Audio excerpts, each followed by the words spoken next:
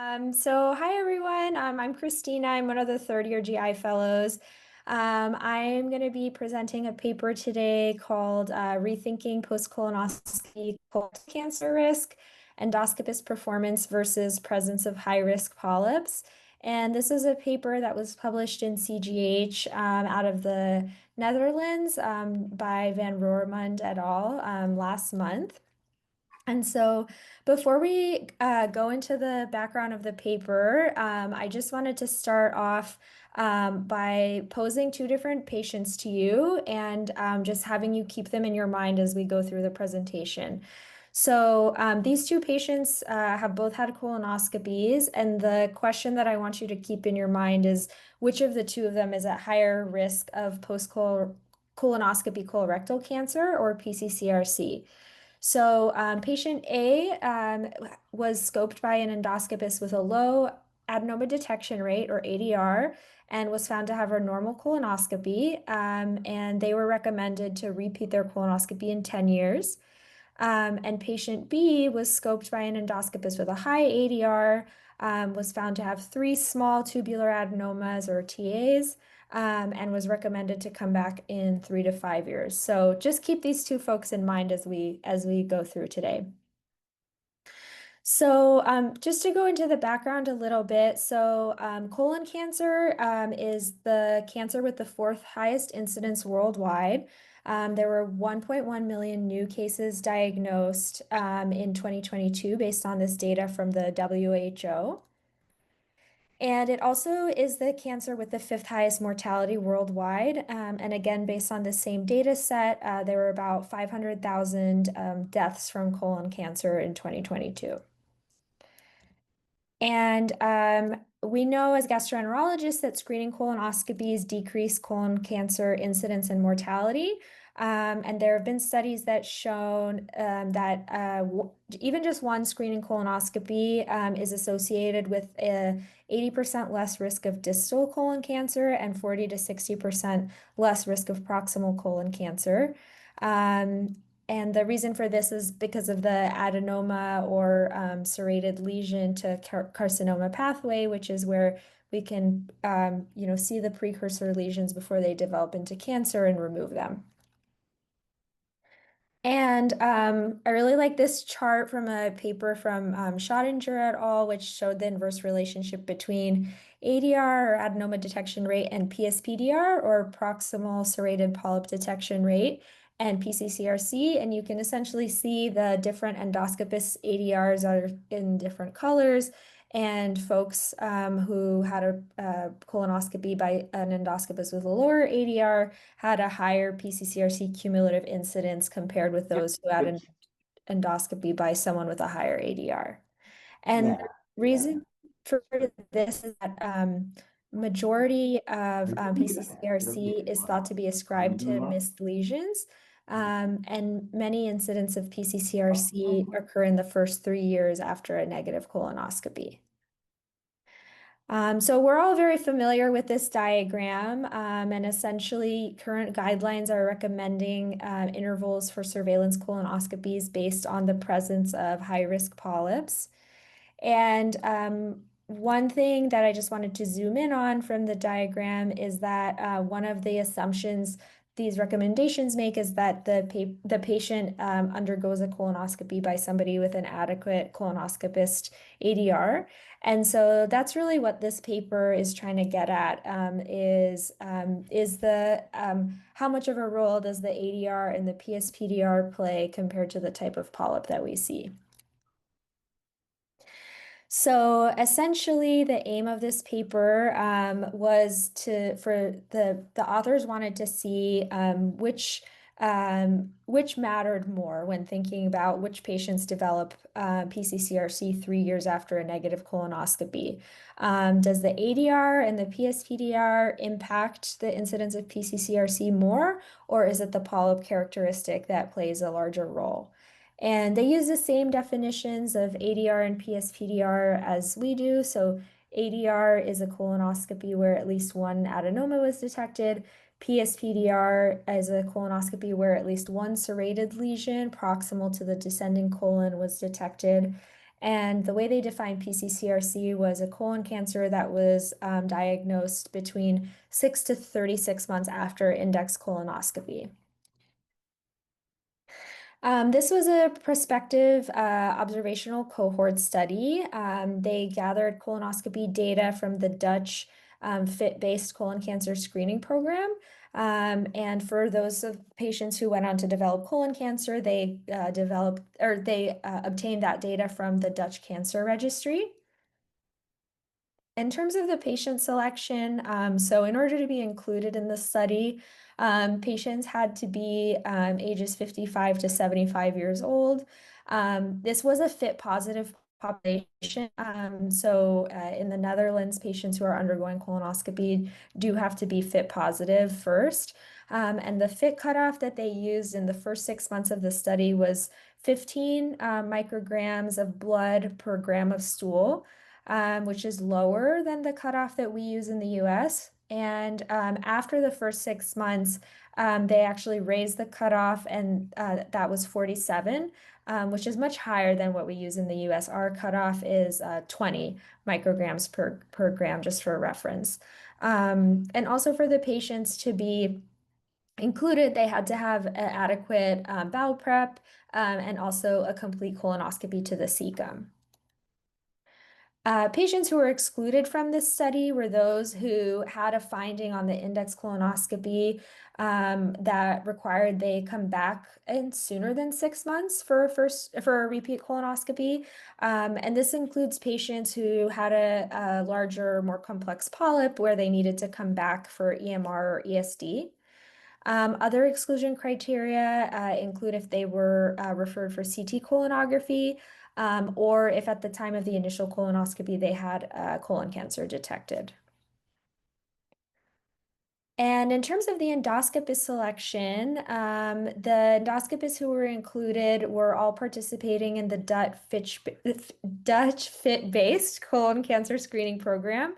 They had to have an ADR of greater than 40%, and they had to have a polyp retrieval and removal rate of greater than 90%. So the ADR metric is very similar to ours. And then for the study duration, it took place over the course of 6 years, started in January 2014, and it ended in December of 2020. And then their primary endpoint was a relative risk of post-colonoscopy colon cancer within 3 years of a complete colonoscopy where no colon cancer was found. And their secondary endpoint was the incidence of PCCRC within patient subgroups that were stratified by what type of polyps were found and also the level of endoscopist performance. And they divided the level of endoscopist performance into high, medium, and low, both for ADR and PSPDR. They did a shared frailty Cox regression analysis as well as a sensitivity analysis for their statistical methods. And starting to go into the results, so overall, they had almost 280,000 colonoscopies that they used to calculate the metrics of 440 endoscopists. Of that initial group of around 280,000 colonoscopies they performed, around 240,000 were eligible for PCCRC analysis. So some of those were removed because they had indications where the patient had to come back earlier than 6 months for a repeat colonoscopy. And of those 240,000 colonoscopies eligible for PCCRC analysis, there were 202 post-colonoscopy colon cancers diagnosed. And so that shakes out to 2.62 cases per 10,000 person years of follow-up. In terms of the patient demographics, the median age was 70. There was a pretty even split between men and women, with slightly more men. Also, a pretty even split between the location of the PCCRC, with slightly more being proximal compared to distal. 34% of PCCRC that were diagnosed at stage 3. And the median follow-up time for these patients was about 2 years. And this is the endoscopist demographics in terms of how they defined who had a high, medium, and low ADR and PSPDR. So the median ADR was 66.3, and the median PSPDR was 11.9, with a low ADR being anything less than 63%, and a low PSPDR being anything less than 99.5%, excuse me. And a high ADR was anything greater than 68.7%, and a high PSPDR was anything greater than 14.5%. And just to give the breakdown here, so essentially in the light blue, you have ADR, in the dark blue, you have PSPDR. And you can see that about a third of endoscopists had high ADR and high PSPDR, about a third had medium, and then about a third had low. So there was a pretty even distribution between the detection rates in the endoscopists as well. So this is really kind of the meat of their findings, and so I'm going to take a moment to orient you. But essentially, this table is showing that vertically it's stratified by ADR. So you have low ADR on the left and high ADR on the right. And then horizontally it's stratified by polyp risk. So you have high risk polyps on the top, and then no or low risk polyps on the bottom. And in the gray circles, what they're reporting in the bold is the incidence of post-colonoscopy colon cancer per 10,000 patient years. And so on the bottom right, you can see that the lowest incidence is 1.16 incidence of PCCRC per 10,000 patient years in a patient who had no or low risk polyps and was scoped by an endoscopist with a high ADR. And then the next highest, the incidence following that is 1.69. And that's for somebody who was found to have high risk polyps and was scoped by a high ADR endoscopist. Then somebody who was scoped by a low ADR endoscopist who had no or low risk polyps had an incidence of 3.68. And somebody who had high risk polyps and was scoped by a low ADR endoscopist had 4.18 in terms of their incidence. And then the hazard ratios here are a way for them to communicate the relative risk. And so I'm going to start off by comparing the same type of polyp, but looking at low versus high ADR endoscopists. So starting from the top, a patient with a high risk polyp is twice as likely, or with a hazard ratio of 2.11, more likely to develop PCCRC if they're scoped by somebody with a low ADR compared to somebody with a high ADR.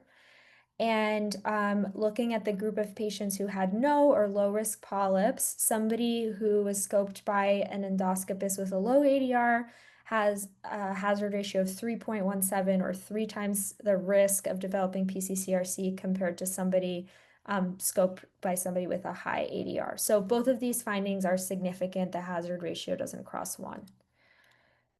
And then here, looking at comparing somebody who had no or low risk polyps and was scoped by somebody with a low ADR, that person has twice the risk of developing PCCRC compared to somebody with a high risk polyp and a high ADR, scoped by somebody with a high ADR. And so that brings us back to the patients I brought up in the beginning, where the person with the no or no polyps scoped by somebody with a low ADR would be recommended to come back in 10 years, versus somebody who had high risk polyps and was scoped by somebody with a high ADR would be recommended to come back in 3 to 5. But based on these findings, it's showing that actually the first person is the one with the higher risk of PCCRC and maybe should be coming back sooner. And then comparing somebody who had a high risk polyp scoped by somebody with a low ADR, they're 3 times more likely to develop PCCRC than somebody who had no to low risk polyps and was scoped by somebody with a high ADR. And then lastly, just to look at what role, if any, the polyp type plays. So for looking at endoscopists in the same category, so somebody with a low ADR, the hazard ratio going from low to high risk polyp is 1.13. However, it's not statistically significant because it crosses 1. And same thing when going from a low to high risk polyp in somebody scoped by an endoscopist with a high ADR. The hazard ratio is not statistically significant. So essentially what this slide is showing is that the polyp type doesn't affect the likelihood of the patient developing PCCRC as long as you're comparing the same type of endoscopist. So some limitations of this study, and these are all related to generalizability essentially, but this population that they used is different than the population we are performing colonoscopies on. So they only had a FIT positive population, and the hemoglobin threshold that they used for FIT positivity is different from what we use in the US. It is higher, so it has a population with a higher specificity, or the test has a higher specificity. And then their ADR cutoffs were also much higher. So what they considered to be a low ADR was less than 63%, and then a high was almost greater than 69%. Whereas, our metric in the US for FIT positive ADR is 50. So they were using cutoffs quite a bit higher than what we go off of. And then the last limitation is that they didn't include any racial or ethnic data in their study. And so it's hard to know how applicable their results are to our patient population, especially since the patients in the US tend to be a little more heterogeneous than those in Europe. And then one practical consideration for this study also and the authors mentioned this was, what to do with these results. So one approach would be to, keep the recommendations for follow-up intervals the same, but enforce more rigorous quality metrics for endoscopists. And really, they even recommend pulling endoscopists out of screening programs if they're not meeting ADR goals. Versus an approach to integrate endoscopist ADR and PSPDR into the follow-up intervals, which I think would be really challenging especially in the US where we don't have a national health system, and so that data is not as readily available. But it also raises questions of equity. So for patients who have more resources are able to look up, their endoscopist ADR before they go in and pick somebody with a higher ADR, they're going to be decreasing their PCCRC risk even further compared to somebody who doesn't have the resources to look that up or to travel to that endoscopist. So it does raise an issue of equity in terms of if it were to be integrated that way. And so I just wanted to take a moment to share that, for those of you who know that I'm going to be a transplant hepatologist, you might be wondering why I just spent the last 15 minutes talking to you about colonoscopy metrics. But colon cancer prevention was my main motivation for becoming a gastroenterologist, actually. I think it's really neat that this procedure that we do on a regular basis is a means of preventing cancer. And I've actually started tracking my own ADR this year is the third year, just to make sure I'm in a good place by the time I graduate. But on a more personal note, I wanted to talk about this because I also have a family history of colon cancer. This is my uncle. He is a big reason I chose to go into GI. He was initially diagnosed with colon cancer in 2003, and it was stage 1 at the time. He had a right hemicolectomy and did very well, actually, for 20 years. And then unfortunately, my first year of fellowship, he was diagnosed with a recurrence. And he was somebody who had been getting his surveillance colonoscopies on schedule. He lives in Greece, so they were recommending he go every 3 years, which he had been doing. And unfortunately, he did still end up developing colon cancer. So he falls into this category of PCCRC, and he's always on my mind when I'm doing colonoscopies and checking behind every fold to make sure I'm capturing all the polyps. So, in conclusion, this is what I took away from the paper, and in a moment, I want to open it up to you all and see what you think as well. But it seems like in the short term, ADR and PSPDR seem more important in decreasing PCCRC compared to polyp type. It seems like fellowships and programs in general should be tracking ADR and PSPDR to make sure the endoscopists are meeting a minimum threshold. Like I mentioned, with this population being different than the one we scope in the US, there do need to be future studies conducted in general screening populations. So with that, I just wanted to open it up to everybody. What do you think of the data and how would you integrate it into your practice? Thank you so much, Christina, and sharing your personal drive and motivation with this, and definitely highlighting a very important thing for all of us in GI. I think one question I had was just wanted to clarify like the other potential confounding, quality variables like bowel prep score and making sure that everybody reached the CECAM. Can we say that before they compare the two groups or different, in that 4x4 table you showed, that everybody reached the CECAM, and sometimes a ball prep score of 6, a BPDS score versus 9 could be another factor too as Yeah. well. Yeah. I think so I know for sure that they excluded anybody who did not have a complete colonoscopy. So if they didn't get to CECAM, those patients were not included in the final analysis. They didn't specify what they considered an adequate BPPS.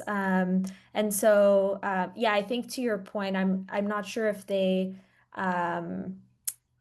maybe included like a wider variety of bowel prep score. And of course, there's a difference between a 6 and a 9. So that they didn't go into detail about. I have a question regarding the study design and what was their primary objective? So the primary objective was essentially, here, let me pull that slide up again. Here, so their primary objective was to see the relative risk of PCCRC within 3 years of a complete colonoscopy. Do you think that's a very important objective? I th I think so, because I Let think. me give you an alternative. Mhm. If you had this data set and I said, I'd like you to calculate the conditional probability of a person with a given ADR missing a cancer. Mhm. How about that, as opposed to what their objective was?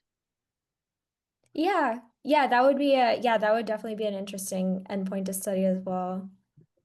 The reason I'm raising that is this study basically took, I don't remember how many subjects were in, how many physicians were involved, and it put them into groups. And what the analysis did was that it masked inter-individual variation. And that's what you'd really like to know when you go to get your colonoscopy. Is it going to matter if somebody has an ADR of whatever you want to choose versus some other value? And if Yeah, you're a program director, you don't want to hire a bunch of slug nuts who missed everything. yeah. I think along Jerry's great comment, the decision, like you showed that table, like low, medium, and high. It's actually interesting. Where did they set the cutoff? It's like 63. It's not 50 or 60, and the spread is kind of like from 63 to 68.7. It's pretty tight. I don't know how they got the numbers and the cutoffs for that. Yeah, no, and Or that is it to was make three groups equal a number? Is that kind of what they did? They like kind of just. it might be because then it ended up because they did end up falling really nicely into kind of like 30% had low, 30% had Mm-hmm. medium, 30% had high. But yeah, that was definitely something that struck me too, is that these numbers are really high even for a fit positive. population.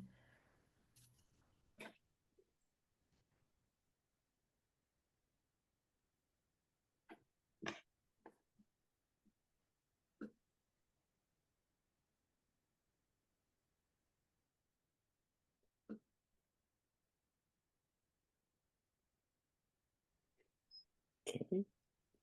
All right. Any other comments or feedback on the study? All right. Thank you so much, Christina, for sharing your article, and let Dr. Clark introduce our distinguished and very excited to welcome Dr. George T.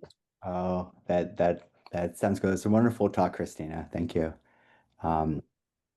So we're very pleased to have George here, and I realize that for those who are fellows in the room, they may not have had the privilege of working with George, who was faculty at Stanford for close to 4 decades, and was during that time the chief at the VA, was editor in chief of a GIE, the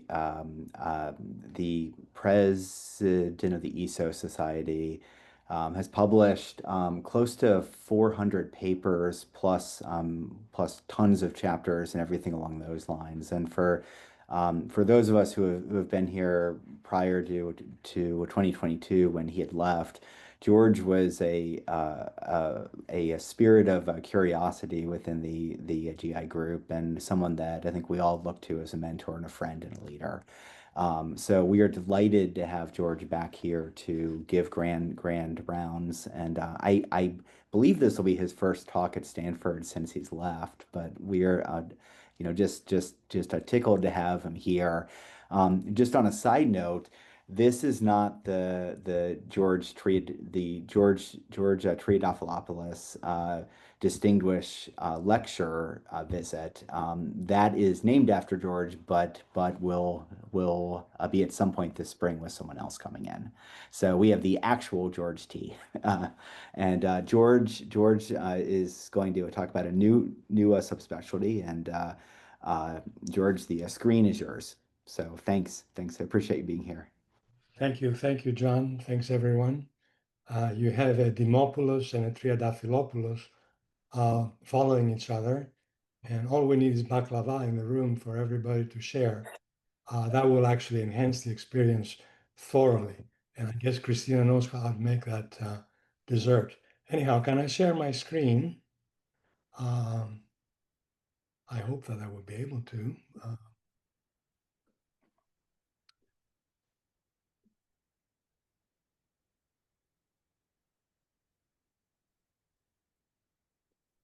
Can you see my screen? Yes, we see your desktop. Just need the full slide view. All right, very good. So thank you again for the nice introduction, John. And it's really good to be back home because Stanford has been my home, as you said, for 40 years. I moved, as you know, to Houston for personal reasons. And my interest, as you all know, also has been endoscopy, but also more recently, neurogastroenterology.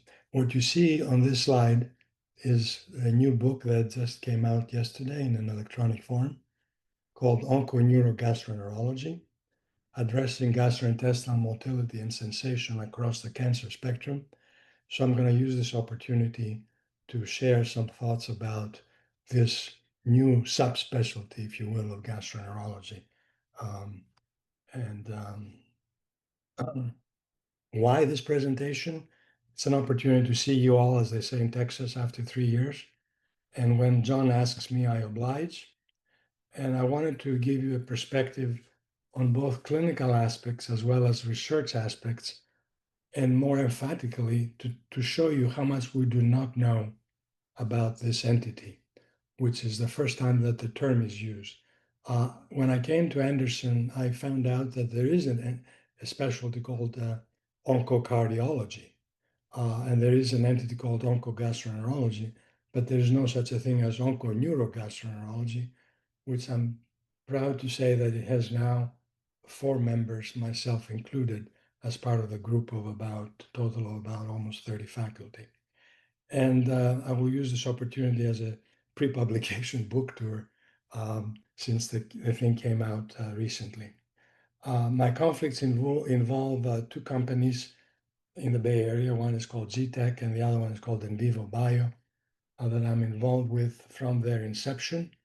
And I will use some of the data based on research that has been done by these entities.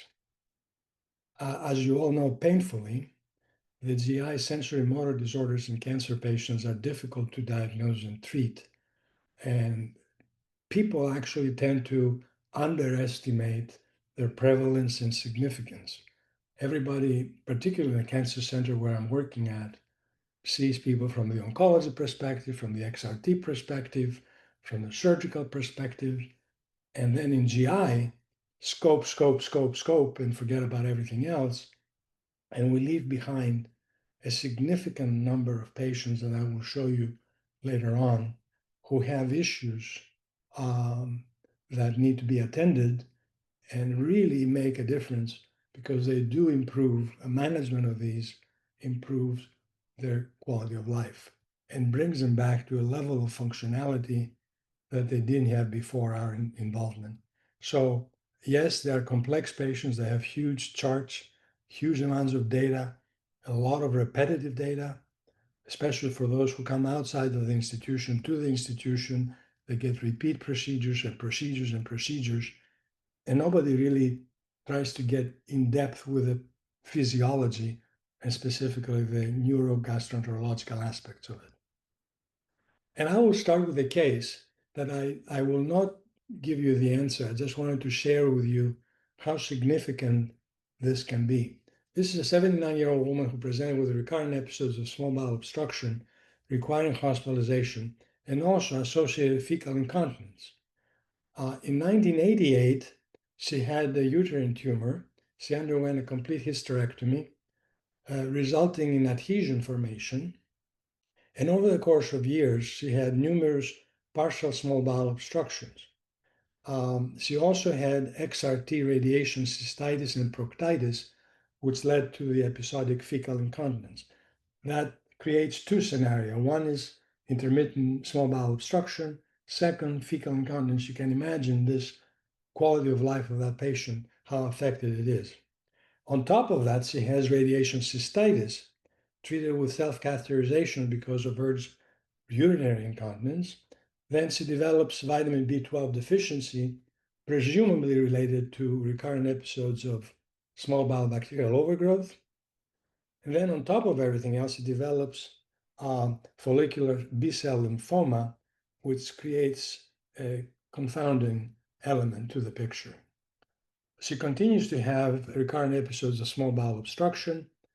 Currently, when seen recently, she had episodes of abdominal pain that were relieved by the passing of gas or stool, wakes her up at night and is associated with severe bloating and nausea. Her bowel movements are de facto loose and frequent, with urgency and straining at evacuation, and a sensation of an inability to have a complete evacuation. And she has many episodes of fecal incontinence, undergoing a variety of measures, specifically pelvic floor physical therapy. And she also has rectal bleeding since 2015, most likely a reflection of radiation proctitis. Her weight has fluctuated. She also has compounding diabetes, hypothyroidism, and severe coronary artery disease, probably related to radiation, not clear, but nevertheless, all this picture, as you can imagine, is quite complex to manage as an oncologist or as a primary care or even a gastroenterologist. And I'm showing you some representative pictures here. The differential diagnosis, as you can imagine, and we mentioned already, includes obviously adhesions, abdominal herniation, internal or external, radiation enteritis in conjunction with radiation proctitis, ischemia, lymphoma, recurrent sepsis with ileus causing basically a dynamic paralysis of the gut, recurrent episodes of small bowel bacterial overgrowth, an element of diabetic neuropathy and possibly myxedema gut. So all of these things have to be taken into consideration and explored individually and collectively. I'm showing you an example, not from this patient, of a small bowel motility study. The reason I'm bringing it up is because it's a study that has been pretty much abandoned and not utilized. This is a water perfusion system. Nowadays we have a transducer system, but what you see here is these short bursts of postprandial contractions in the small intestine that happen every 1 or 2 minutes. And these are simultaneously, as you can see, at different levels. So the small bowel, this is the proximal, this is stomach, proximal and mid small bowel, if you will, in this 4 or 5 lines. And this suggests, obviously, together with the dilation of the loops of small bowel, partial small bowel obstruction. And this is a tool that is underutilized, including at Stanford, to my knowledge, because it's laborious. It takes up to 5 hours to do, and it's not fun. But nevertheless, I think it gives us insights as to what's going on specifically with patients like this patient we're talking about. So to go back to onco-neurogastroenterology, the way I see the topic is something that evolves over time. So you have patients who have precancer, let's say achalasia, patients with motility of this motility of the esophagus. They have not developed cancer, but they're prone to cancer. We have patients with dyspepsia complex, which is related to extensive gastritis from H. pylori, for example, which is, as you know, a precancerous state. You have patients with reflux and Barrett's esophagus with a variety of motility and sensation-related phenomena. And you also have celiac disease, a condition that, as you know, also is precancer. So this is a stage of precancer, and these patients are not even thought of being part of this neurogastroenterology complex. Then you have the patients who have cancer and undergo therapy, whatever that therapy might be, who have nausea, vomiting, usually a reflection of the treatment, dyspepsia. They may have gastroparesis, which can be validated by a variety of studies. For example, we just recently shown some data from our population receiving immunotherapy that leads to gastroparesis. People who have adynamic ileus, which is a significant issue in the cancer population, usually attributed to obstruction, but it's not. It's adynamic ileus. That means a paralysis of the gut. And you also frequently, very frequently, have issues with opioid-induced constipation, as well as, let's say, emetogenic therapy-related constipation, like Zofran in particular. And then you also have another group, which is the cancer survivors who actually suffer from the effects of therapy. They typically are under some kind of an oncologic long-term care, and they have post-surgical phenomena, post-XRT phenomena. They have frequently bloating and distension related to the above. They also have opioid-induced constipation. And as you heard of this patient, fecal incontinence. These are just examples of what happens across the spectrum of cancer and from the perspective of someone who is interested in onco-neurogastroenterology. I just wanted to also, for simplistic reasons, to emphasize that the GI sensory motor apparatus is a very significantly and dramatically and well thought out integrated machinery where the GI smooth muscle is the worker that does or does not work. The enteric nervous system is the supervisor controlling that smooth muscle activity and providing the input, the correct or incorrect input for functionality. The autonomic nervous system is the manager supervising the enteric nervous system. And obviously, the central nervous system is the CEO of the overall operation. And you end up having a variety of symptoms from constipation to megacolon that is related to, in this case, for example, Ogilvy's syndrome. A few words about the neuromuscular apparatus. As you know, we're starting from the mucosa. the circular muscle that involves the axons and the longitudinal muscle with a variety of cell populations, from fibroblast-like cells to interstitial cells of Cajal that are the managers, if you will, smooth muscle cells that the workers, and the triggers of the membrane potentials that are generated in response to the myoelectrical activity of the slow waves, usually induced by the interstitial cells of Cajal. So that physiology plays a very important role, and it can be altered in disease states. This is not the time to discuss the details of this, but it's important for those of us who are not into the topic in much depth to review that at every time we have the opportunity to refresh our knowledge behind a variety of new developments in the field of our understanding of the neurobiology of the gut. And as I said earlier, the function of the interstitial cells of Cajal and the smooth muscle is basically creating all these waves of excitation. The smooth muscles are basically triggered by neurotransmitters and hormones to produce what we call typically the peristaltic reflex that should be normal at all times, but frequently in the cancer setting may not be, either because of the cancer or an epiphenomenon of cancer therapy or the actual other underlying condition. Anything from electrolyte abnormalities to opioid use to a variety of other factors that play a role. So one has to be a very good general internist to take that function.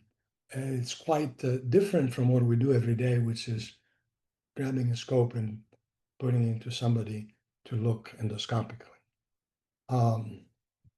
This highlights the gastric and the small bowel myoelectrical activity. The rate is low here, middle there, and more so as we get to the colon.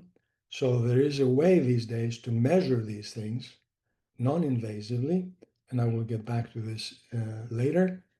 So we have tools that have not been fully yet explored or used in clinical studies as tools to understand the pathophysiology, as tools to monitor the behavior of the patient with a particular symptom complex, whatever that might be, from gastroparesis to small bowel ileus to colonic slow transit constipation or colonic inertia. So all that is ever increasing in terms of its potential to serve us, the neurogastroenterologists, to understand the disease pathophysiology, and then using whatever drugs we have today and in the future to help patients, which is mostly a quality of life issue for many of them. The other thing that also it's important for us to keep in mind, something that has not been explored, is the situation with what we call the tumor microenvironment that involves vessels and involves a variety of cells, but more importantly, nerves. And those play a role in cancer initiation and growth, progression of cancer, as well as the treatment response of the cancer to a particular chemotherapy regimen or whatever else is done to that particular patient. So we have a lot of things that we have to learn to understand each one of these components and integrating those to our clinical thinking as we move into the future. And that's why I would invite you to consider some kind of a sub-subspecialization in this field. The peripheral neuroscience of cancer is something, again, underdeveloped, and it's whatever is developed is usually in animal models, not necessarily in humans, because the difficulties involved in studying humans, obviously they're very sick to begin with, typically very sick cancer patients, but also, the tools that we have typically are invasive. But nevertheless, we have the peripheral nervous system, which is the somatic and the autonomic, which obviously is our concern mostly. And we have motor and sensory phenomena. These are typically addressed by neurology and oncology and so forth. we are mostly involved in the autonomic dysfunction, usually parasympathetic driven and sympathetic as well. But nevertheless, these are areas that we also need to consider. They sometimes coexist. You may have, for example, a patient on cancer therapy or previous cancer therapy who has severe sensory problems with the peripheral muscles and nerves, and they may also have similar phenomena at the level of the autonomic nervous system of the gut as well as the rest of the body. So in terms of the tools that we have in onco-neurogastroenterology, we have what I call the functional test, which I tried to outline very briefly because we don't have very much time.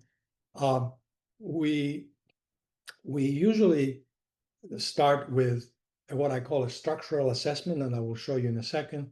Then we do functional tests, and we may encounter pre-existing motility disorders, such as, let's say, a patient with achalasia who develops esophageal cancer, or cancer-related dysmotility in the context of some kind of a cancer therapy, be it intestinal or extraintestinal. And obviously, you have people who are in surveillance for cancer but do have neurogastroenterological issues that typically reflect treatment effects or surgical effects. So all of these components need to be well thought out and put together in our minds as we construct our differential diagnosis, similar to what I tried to do describing the case that we talked about. So in terms of symptoms, obviously that's what we're called for GI symptoms.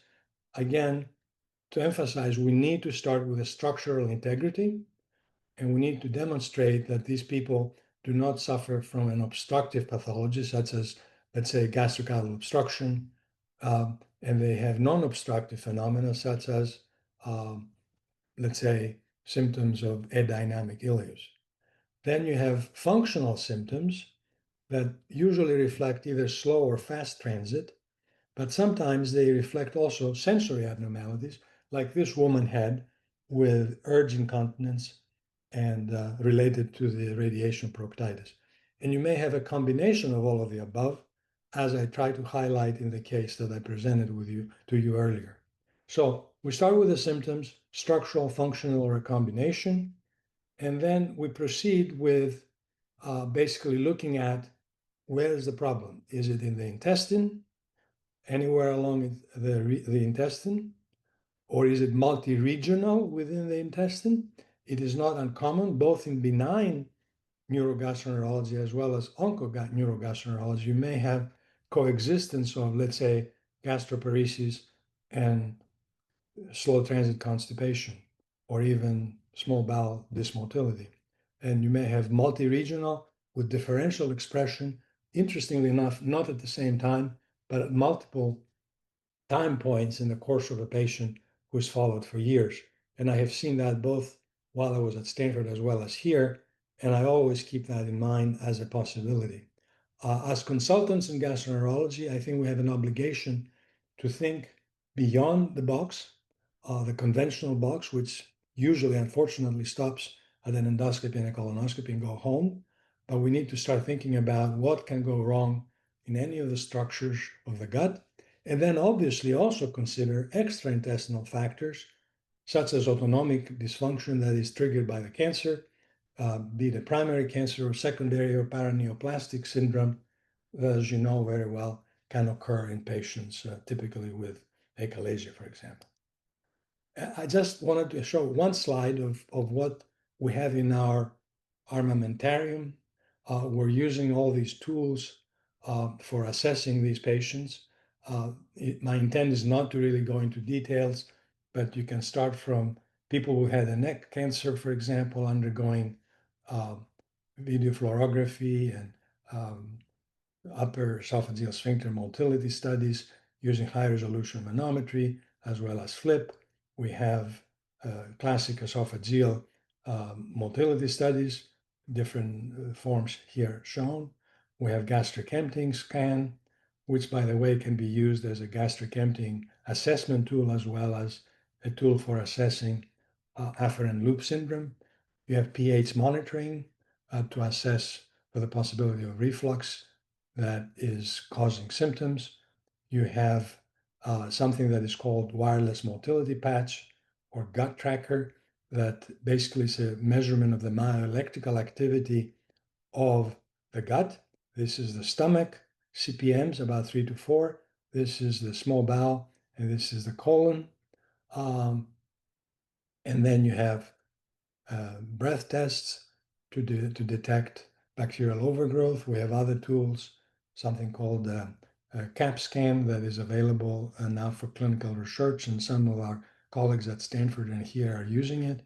And we have obviously other tools such as an anorectal manometry study that we do in many patients, particularly after pelvic floor surgery or radiation, with a variety of phenomena. There's also imaging studies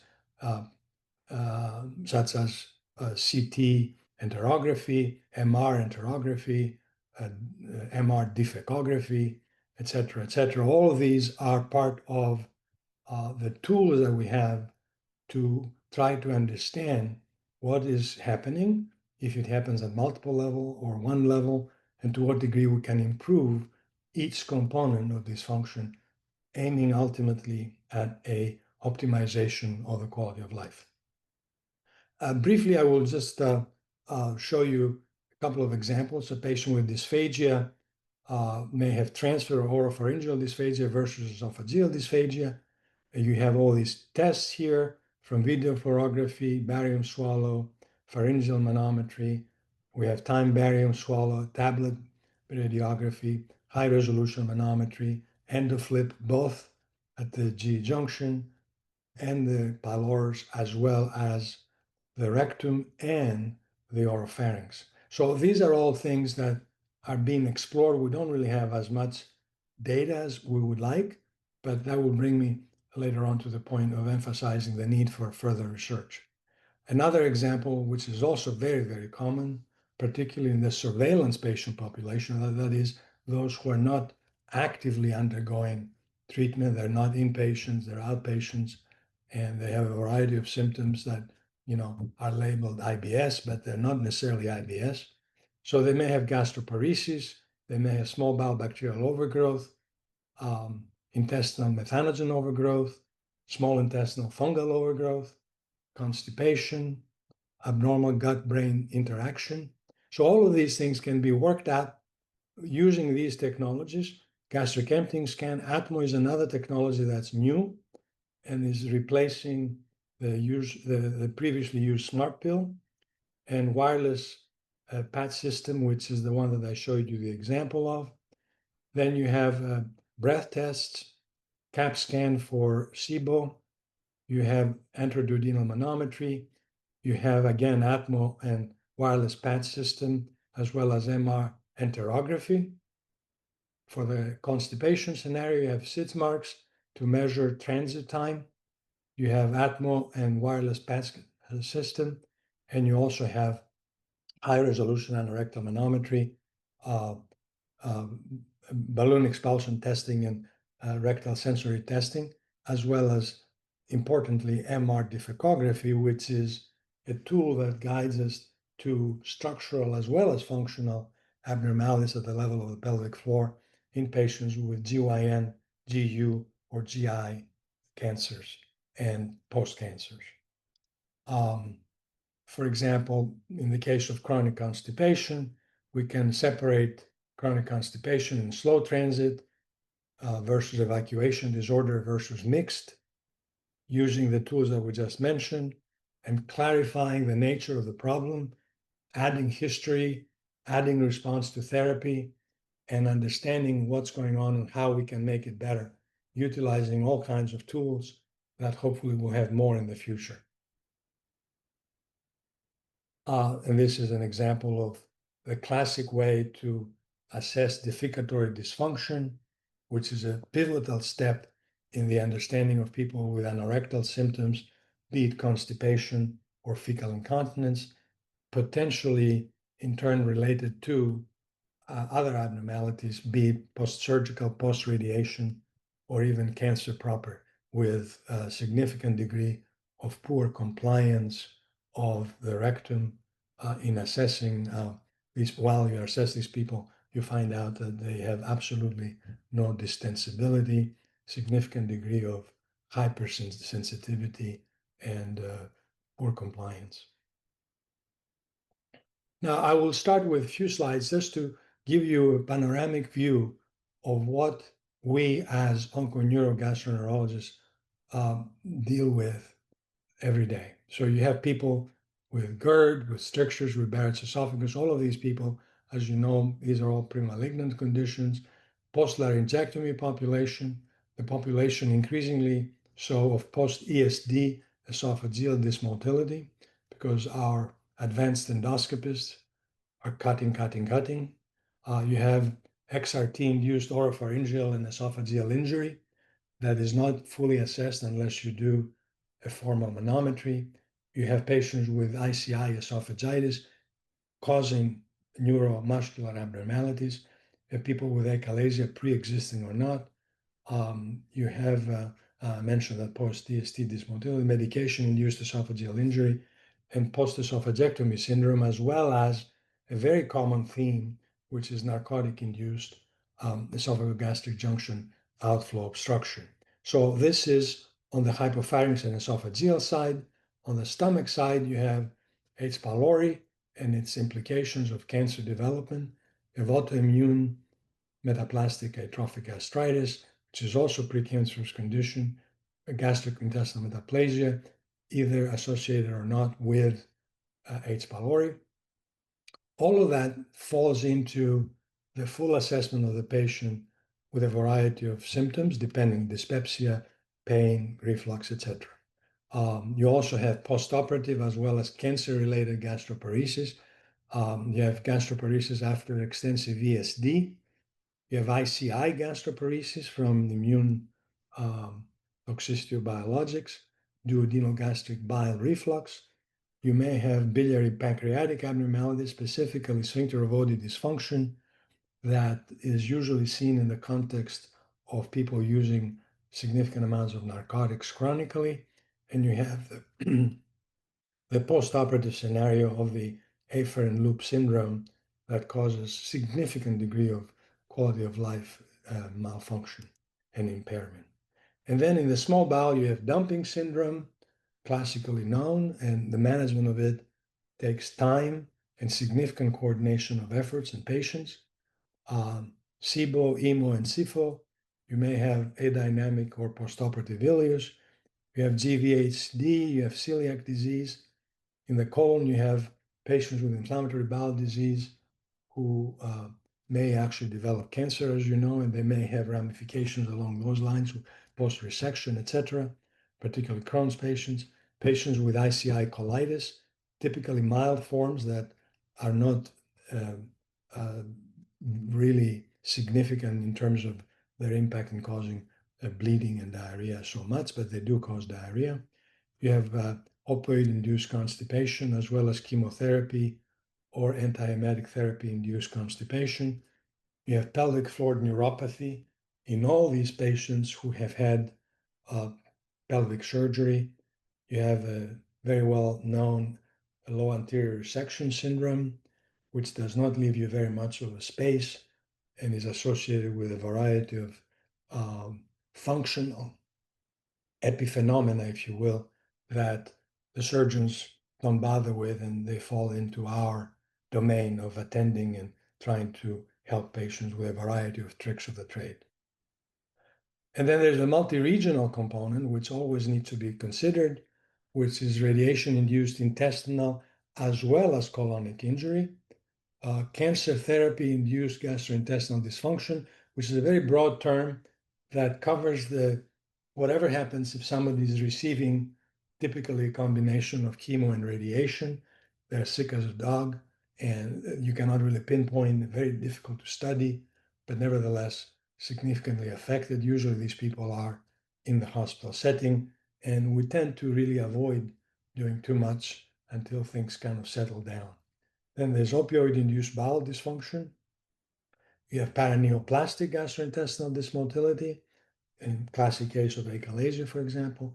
You have autonomic neuropathy as a reflection of the previous treatments, as well as disorders of brain-gut interaction. Interestingly enough, if you look at IBS, classically defined, there isn't very much in the literature about the occurrence of IBS in patients with cancer, but as you can imagine, there's so much dysfunction that sometimes it imitates IBS, and it takes someone really with the experience of knowing what is IBS to really try to distinguish, is it IBS pre-existing or not? It could be a result of the whatever situation the patients are in with their cancer, or is it a reflection of something else like the cancer itself or the cancer sequela?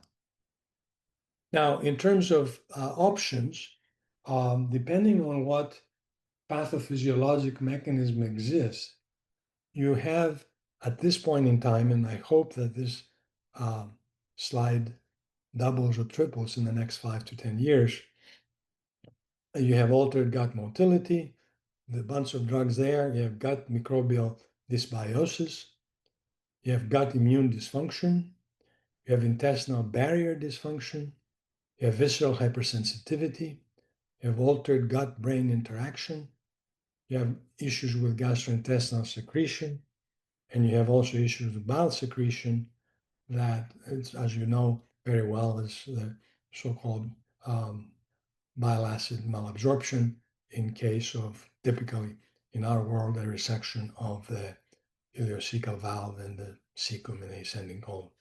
So all of these are options to be explored, tried, tested, failed, whatever. And obviously new agents will be coming about will allow us to improve on our performance as to our ability to improve patients' quality of life.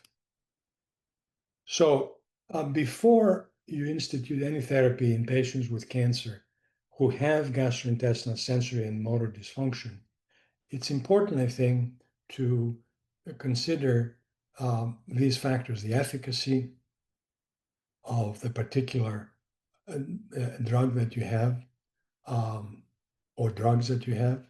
You have to consider the patient, age, comorbidity, etc. And you also have to consider the safety of whatever you're going to use, be it a drug-drug interaction, be it a single drug effect. And finally, the disease. And that's why characterizing the disease and making sure that you have a very good picture of its extent and severity and a variety of other extraintestinal components, that's important. So efficacy of the particular treatment, patient factors, safety issues, and disease are important components in our decision-making. Keep in mind also that even in the post-cancer scenario, let's say classically the case with radiation-induced injury, it's an evolving process.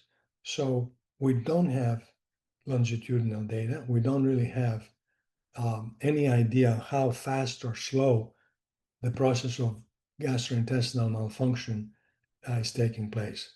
But we do know that the radiation is a gift that keeps coming, and it can happen 5, 10 years after the radiation. It can happen 20 years later. It can be associated with cancers that are induced by the radiation and causing new phenomena, etc., etc. So this is a very significant dynamic process that even if you evaluate the patient in 2025, you may need to have, which thankfully we have at MD Anderson, we have quite a faithful clientele that show up and follow up with us. And we have systems in place that monitor these people to the degree possible and with the modalities that we think at the time that they are important. For example, somebody who develops new onset of, let's say, fecal incontinence, we start thinking about, is it radiation induced? Is it something else? Is it tumor growth, ingrowth, etc.? So all of these things need to be assessed at every given point in time that the patient is seen in the GI clinic and assessed if you're going to really make a significant impact. It's not just to do a post-polypectomy or post-cancer of the colon surveillance by colonoscopy. In terms of therapy, I'm just listing here a variety of therapies. We have PPIs, prokinetics, opioid antagonists, pain control, which is rampant around us, antiemetics, osmotic laxatives, antidiarrheals, antibiotics, biofeedback.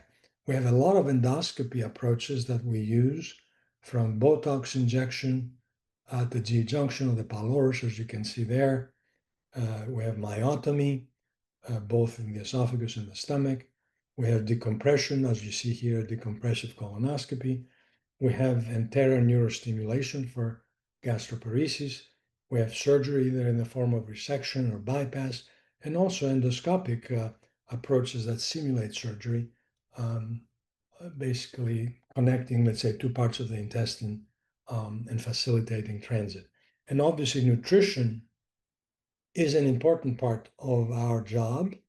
How is that going to be delivered? By mouth, through a tube, through a jejunostomy, what have you. All of these are considerations for the particular patient, but these are the options in general that the neurogastroenterologist has to consider using as needed.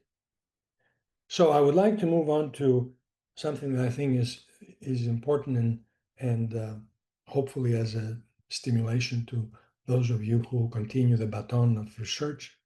There are a lot of opportunities, both at the level of clinical medicine, like here, looking at a screen. This is John Clark interpreting an endoflip and showing Christina.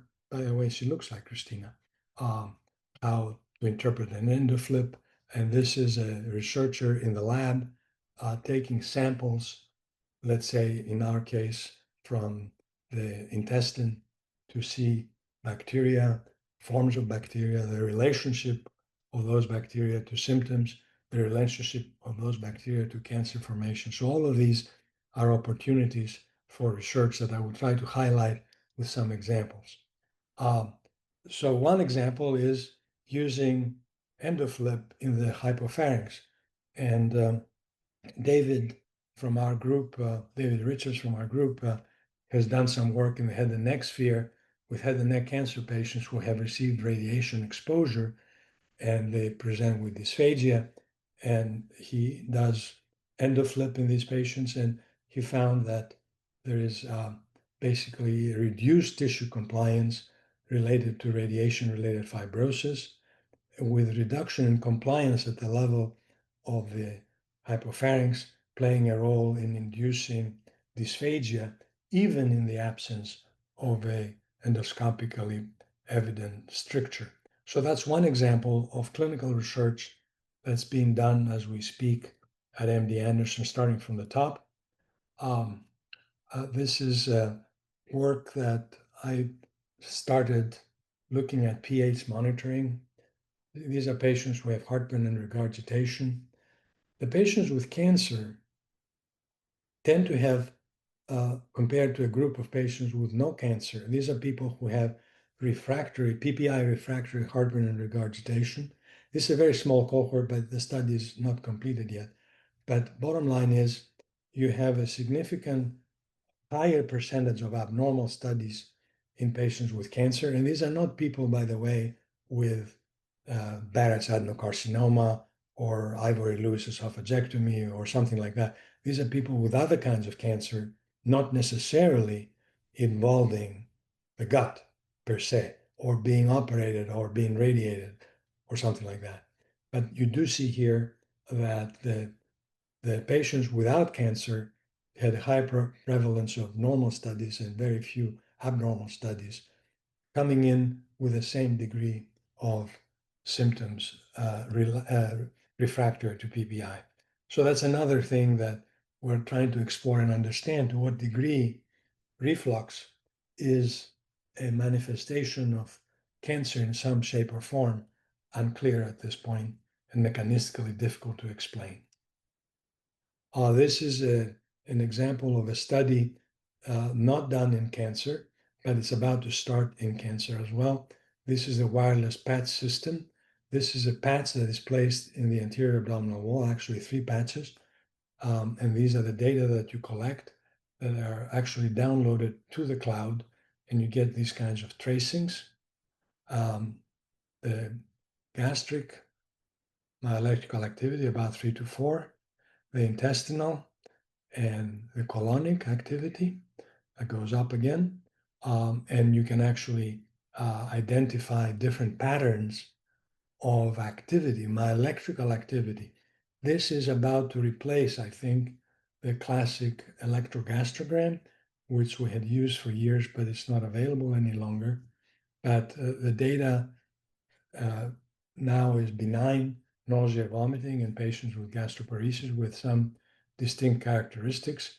So we think that we may be able to find, using this technology, signals that are reflecting not only symptoms such as nausea, vomiting, but also a particular underlying etiology for those symptoms, such as, for example, chemotherapy-induced nausea and vomiting. And that can be studied, has not been studied to this date. We're starting to put together to see if there are any differences in people who have a highly emetogenic cisplatinum-based therapy versus another group who do not have very much of a emetogenic potential during their chemotherapy or immunotherapy or what have you. All of that remains to be explored, hopefully by people who will be able to get funding these days and interest to cultivate further.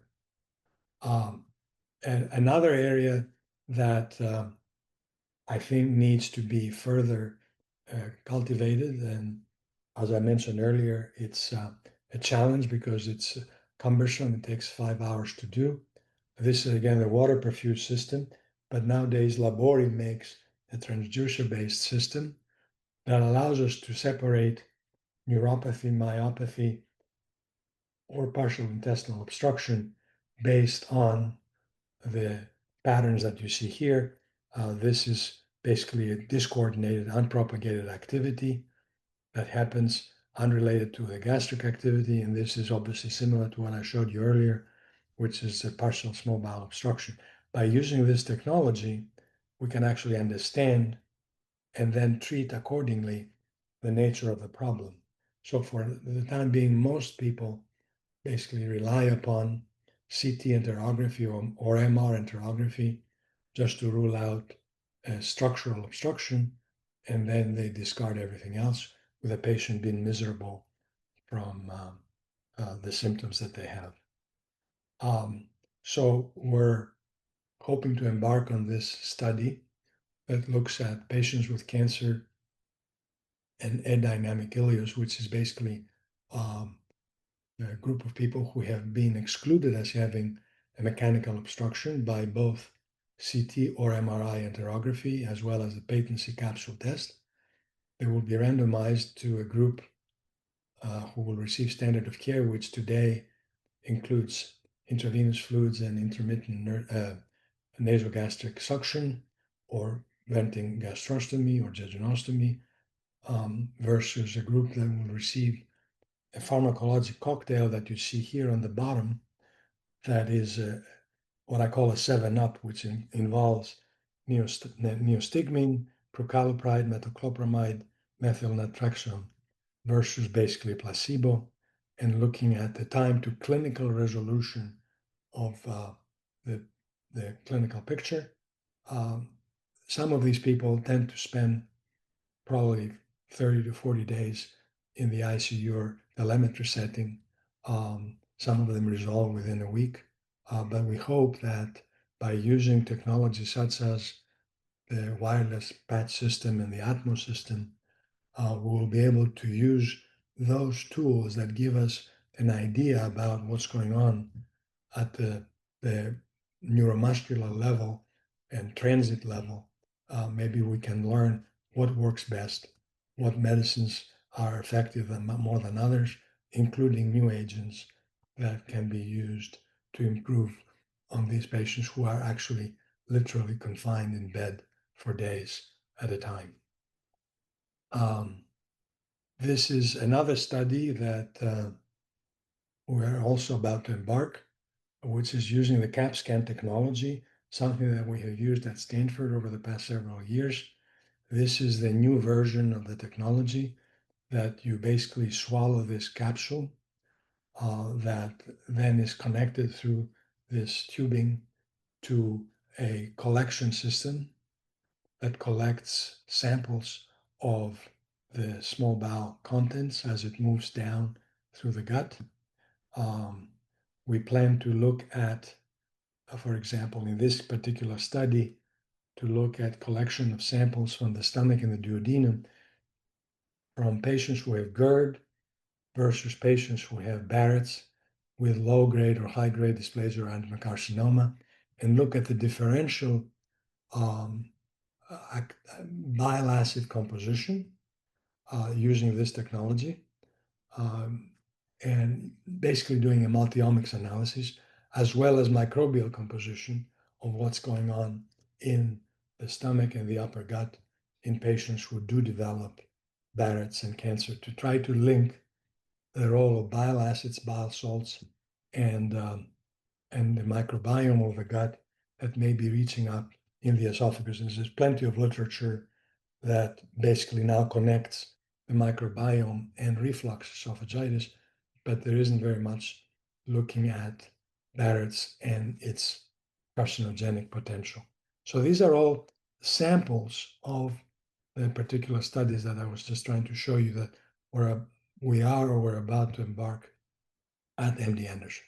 This is another example of doing a study of patients who are status post radiation, studying their sensory function and rectal reservoir capacity in those who have had uterine cervix carcinoma or those who have XRT proctitis in men, by looking at compliance, the rectal volume tolerability, the urgency. As you can appreciate here, all of these are compromised in this group of patients.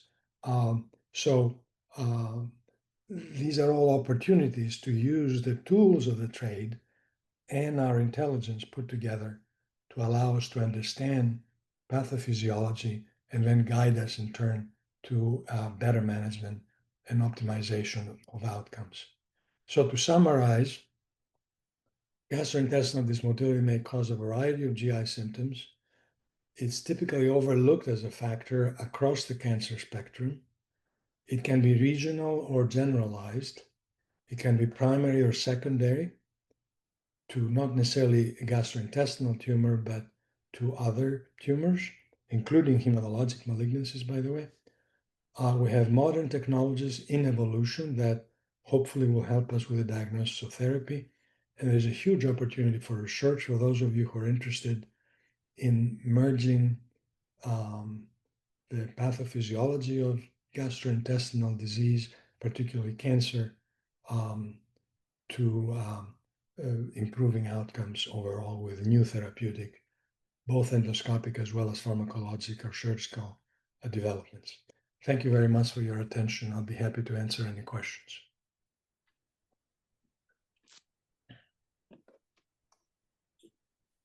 Maybe I can go first. Thank you, George. This was an amazing talk. And as expected from you, so much futuristic of the talk and really like bringing something new to us, and very interesting of what you showed us in terms of the pathophysiology and what we can learn. I want to say that I love that you have so many slides on the anorectal, and also I feel that this is lower GI problems. And so over the years, I have seen a couple of these patients here, and it seems to me that the management of these patients are really so much more challenging as compared to the patients who don't have the same symptoms and problems as the pure functional pathology. And I wonder, sometimes I feel that I am really needing to develop a new language to talk to these patients, because obviously the anxiety in these patients is so much higher. And I wonder, like, what's your take and really talking to these patients and management of these patients? How do you really deal with them? Because this is a functional in the background of a cancer. So really these patients have so much anxiety if this is like the recurrence of their problems. And how do you deal with that? That's an excellent point, Leila. Thank you for your kind comments. The way I do it is I try to utilize, when I can and if I can, and as much as I can, the technology that I have available for the particular patient. There are many logistical elements and factors that are always obstacles potentially. For example, transportation, as you know, when you're in Woodlands, Houston, is 2 hours from the medical center, and driving there for 2 hours of traffic, it's a pain for these patients, and many patients do not want to have things done. Some people are more receptive than others, but bottom line is that based on the accumulation of intelligence, as I call it, both on the structural end as well as the functional end, with a variety of studies that I can have in my possession, I then try to educate the patient to understand my thinking of how I interpret that kind of data and where I go about it. It involves, again, the safety issues, the particular patient, the logistics, the practicalities. So it's an individual responsibility, I think, for us as gastroenterologists or neurogastroenterologists to really spend the time to have patients understand, and also the referring doctors understand. That's why we wrote the book, hoping that the non-gastroenterologists will refer to that book and get some ideas about what can happen to their patients, because they just basically, they operate and they're out, or they radiate and they're out, or they're infused and they're out, and basically they fall in our lap, similar to what used to happen, and it still happens in your world of IBS. Yeah. And definitely, as you very well know, there's a lot of abnormalities as we study these people, with a lot of abnormalities that are functional in nature, but they're a result of some form of intervention, be it surgical, be it cancer itself, or radiation. So that's how I start the process. And it involves probably several appointments. I try to be as patient as I can be, which is, as you know, very difficult to do these days with boom, boom, boom, boom. But nevertheless, that's our job. And that's actually rewarding, because many of these people, when they start to understand what they can do, how they can tweak whatever abnormality there is, they get better and they feel more confident about their improved quality of life. So, and their families are thankful. So all of that is actually our reward, basically. It's not RVUs, it's patient satisfaction mostly, and recognition.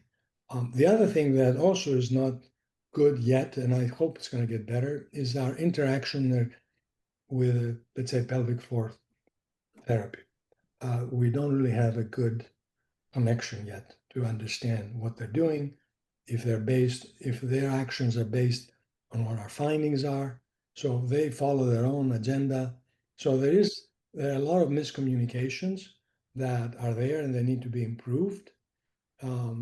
So for now, this is what I do to answer your question. But I do agree that there are some characteristics there that are actually make these people much more challenging. Thank you. Thank you. Amazing. Hi. Hey, George, it's Linda. Great to see you, and congratulations on setting this up in a new field in such a short period of time. This is more of kind of a philosophical, scalable question for you. And as you know, in the field of neuro-GI, there's not enough of us. And here you are developing a new field to bring more work to this field that is already struggling to keep up. So do you foresee that, with the new diagnostics, that this is something that, just like we teach endoscopy, colonoscopy, that this really needs to be scaled beyond the kind of small field of neuro-GI, and how do you think that we could do that? That's a great question, and it's your generation that will take over the baton and do this. I'm on the sunset of my life, and obviously I have managed with my 3 other partners to start something that is going forward. The key here is obviously the technology will help, and as we learn more about the technology and its utilization and its efficiencies and utilities, I think we're going to attract more people. Obviously, the RVUs are not there. So people will go straight to advanced endoscopy because you do an ERCP in 10 minutes for 7 RVUs, and you do a motility in half an hour, 45 minutes, or whatever it takes for 1 or 2 RVUs. So that's not a particularly attractive thing, and I think the ANMS should do something about it. I think they're doing something, but maybe with your leadership, sooner or later, they will catch up. The other thing is that I think we should try to attract fellow candidates who are interested in physiology. I think we're lacking physiology among our faculty, our fellows as they start their program. And if we try to get these people excited early on during the fellowship and share these difficult cases and try to analyze them in a methodical, logical order, I think they will be eventually attracted, particularly if they want to do an extra year. Even as a junior faculty, they can be hired as a standard general gastroenterologist and then develop a niche in, let's say, the microbiome, or a niche in whatever, the esophagus or the small bowel. All of these are opportunities that don't have to necessarily be part of a fellowship program per se, but they could be as part of a faculty or junior faculty development, as long as they have the right inspiration and mentorship. When I first came here, I created a list of 15 projects. Some of them you see partly in execution. It's hard to get grants these days, and it's very hard to do research because obviously it's very expensive. It's hard to find patients to agree to these convoluted studies. But nevertheless, out of all of these projects, we have started some of them. So you need to have somebody to push the agenda and try to inspire the younger people to be interested in oncogastroenterology or neurogastroenterology proper. So I'm optimistic, frankly. Whatever we accomplished in the past 3 years that I'm here is actually quite good, I think. And I think that could be an example of what can be done in the right setting with the right group of people, talking to each other, exchanging ideas, and somehow promoting each other's work. Hey, George, it's David. Thank you so much for your very inspiring words and really pushing the boundaries for all of us, really inspiring. So I'm hopeful that we'll continue, that trend for all our faculty and fellows as well, to move the field forward like you have. Well, you have some great minds there in neurogastroenterology, although I hear that Linda is going someplace, but she's going to form her own program of neurogastroenterology, better funded, I hope, because obviously they have a lot of money down there, from what I understand. So you have opportunities galore. So, and even Leila hopefully build a bigger program in pelvic floor in conjunction with the cancer program.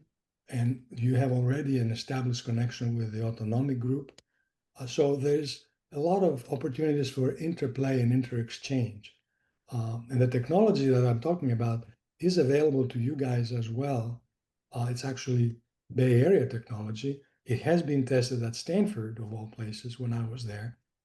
So it's not going to be a big difficulty to start introducing them. Actually, I think Sid has already a project using CAP-scan in IBD, in Crohn's patients, looking at the microbiome and the relationship of the microbiome of the gut in Crohn's and cholangitis, primary sclerosing cholangitis. So there's all kinds of exciting things that if you put them together and put somebody to work and they read a little bit, they will get inspired and they start and they grow and they grow and they grow.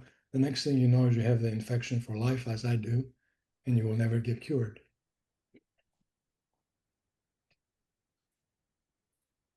Oh, George, that was awesome. Thank you. We really appreciate your time, and it's always great seeing and hearing you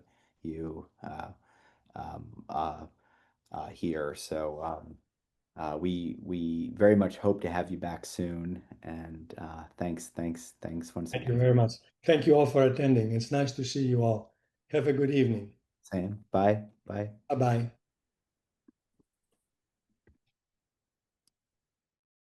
The preceding program is copyrighted by the Board of Trustees of the Leland Stanford Junior University.